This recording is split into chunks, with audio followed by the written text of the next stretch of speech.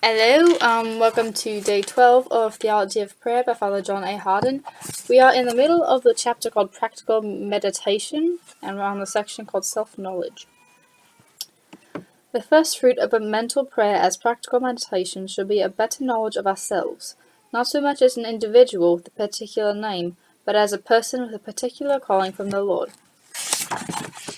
This kind of self-appraisal is not easy to come by. Books and conferences and counsel from others may help, but Christ himself, the Master who dwells in our minds by his grace, must further teach us.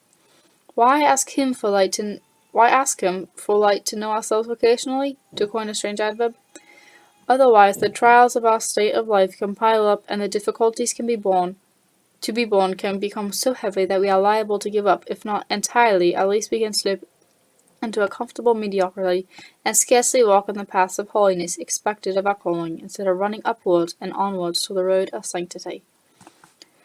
Father Faber, a great spiritual writer, spoke of the weariness in well-doing. I like that. There is such a thing as getting tired of being good. There's also another reason why the first and enduring purpose of mental prayer should be to keep us minded of who we are. Otherwise, we shall start thinking foolish thoughts about the might-have-beens in our life. We are liable to lapse into a dream world of our own fantasy, where the grass on the other side of the fence looks greener, or where the roses in someone else's garden seem to have no thorns. So instead of settling down to being what we should be, minding our own business, a good priest, good religious, or good parent, we begin to live in an unreal world that looks more pleasant and unpleasant than the real that looks more pleasant and less unpleasant than the real world to which we have been called.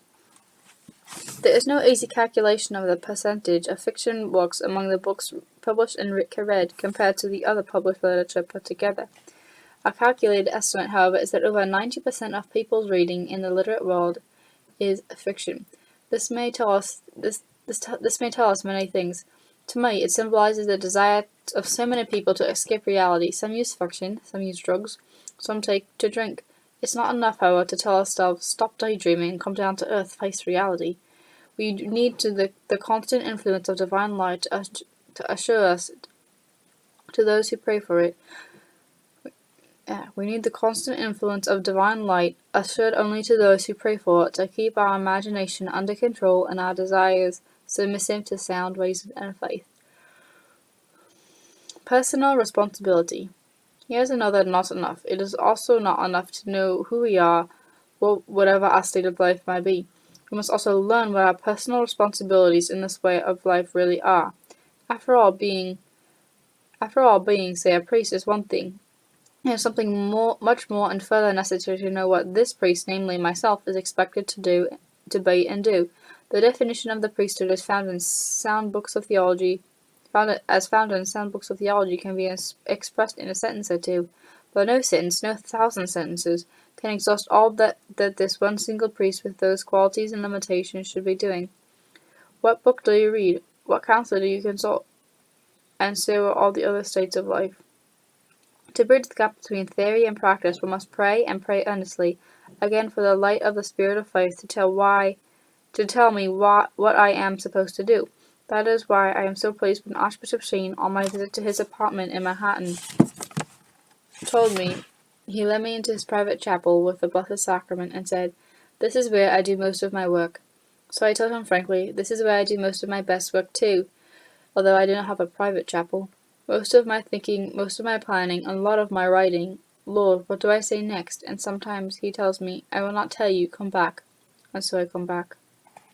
It is remarkable how many theoreticians say of childcare are hopelessly impractical in guiding their own children and training them properly. As one mother told me about her daughter, babysitting for a national renowned child psychologist, she said, "My daughter tells me she has babysat, if that is a verb, for many families. None in all of her experience were more difficult to control, more unruly, more imprudent than the little dears of that nationally known child psychologist. Or how many speculative writers on the religious life have made shambles of their own once dedicated life to God. The prayer addressed to the Saviour, Lord, that I may see, is profoundly true, provided that you place the accent where it belongs. I must see me, and not some third person in the role of whatever God rule of whatever under God I now am. Otherwise, I may be applying someone else's norms to moral behavior to myself, and no wonder I will fail miserably in the process. Sustained motivation. I need further help from God to enlighten me constantly on why I should be doing what evidently He wants me to do. This again is not so easily come by. Remember, we are talking about lifetime commitments, which imply a lifetime of unpredictable events and mistakes, and perhaps an occasional tragedy. If I have to remain constant in my commitment and not waver in my original willingness or generosity, I have to be, the word is have to be, supported constantly by strong, sustained motivation in my will, which itself is sustained by reasons why. Some of the great modern masters of spirituality put down this as the main single reason why some people, otherwise wholly good persons, do not achieve great things as far as we think we can humanly tell. What they lack, so it is said, is the strong motivation that it takes to keep one afloat in what perhaps is in a burst of fervor I may have undertaken. As time goes on, these original reasons may be fewer than when I first ordained or married or took my vows, but the number of reasons is not important, and I would say we cannot even live on yesterday's motives, let alone those of 10 or 20 years ago. I need motivation today. One of the blessed fruits of mental prayer is the grace we receive to purify motives, and maybe, and here is one person who has discarded a few. I would hate to tell you publicly some of my reasons for joining the Society of Jesus, the Jesuit. Under the divine influence, we shall become more selfless in our fundamental reasons for being and continuing one day. It seems so long ago.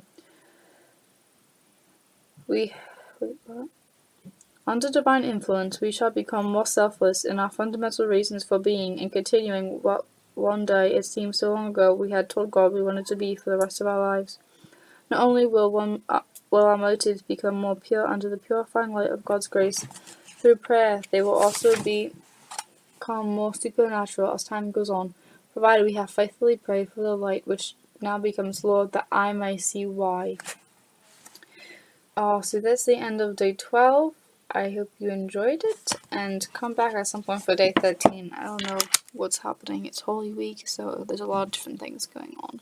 See ya.